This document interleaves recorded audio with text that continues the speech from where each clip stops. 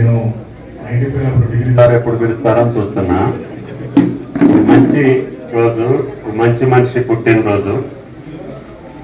ఆయన గారు ఎక్కడ ఏ పార్టీలో ఉన్నా రాజకీయ అవసరాలు వచ్చినప్పుడు ఆయన గారికి జిల్లా రాజకీయ పెద్దలు అందరితో అనుబంధం ఉంది.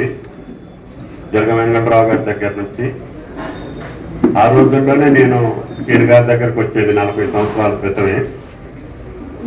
ఆయన ఎప్పుడు ఇచ్చినా రాజకీయ సలహాలు ముఖ్యమంత్రులకి పద్ధతి ప్రకారంగా రాజకీయ వ్యవహారాల్లో ప్రభుత్వాలు ఏ రకంగా నడపాలి అనేది దుర్గా ప్రసాద్ గారు సూచనలు చేసేవాళ్ళు. నేనున్న ముఖ్యమంత్రులందరి దగ్గరికి కూడా ఇద్దరం కలిసి వెళ్ళేవాళ్ళం. ఆయన గారు రచించిన పుస్తకాలు కూడా కొన్ని ఆ ముఖ్యమంత్రులకు ఇవ్వడం జరిగేది. ఈ ఖమ్మం ఎలక్షన్లో నేను కూడా 2-3 సార్లు పోటీ చేసే అవకాశం వచ్చింది.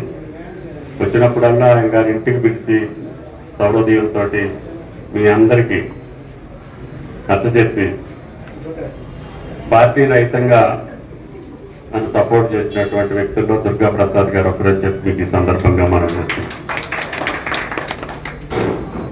ఆయన గారు మంచి క్రమశిక్షణ కలిగినటువంటి పద్ధతి కలిగినటువంటి నాయకుడిగా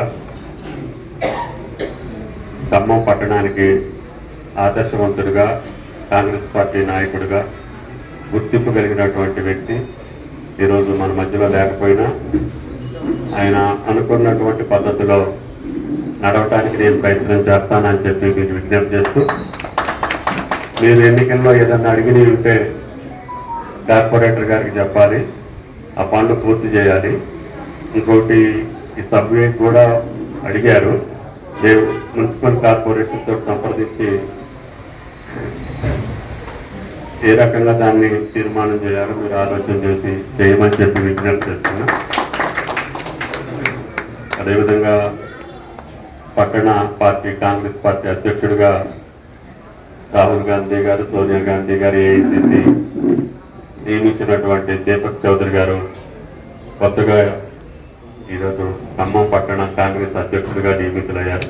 వారికి కూడా ప్రత్యేకంగా ధన్యవాదాలు తెలియజేస్తూ, మీ అందరికీ కూడా ఆయన పుట్టినరోజు సందర్భంగా ఆయన మన్నం చేసుకునే అవకాశం ఇచ్చిన మీ అందరికీ ధన్యవాదాలు.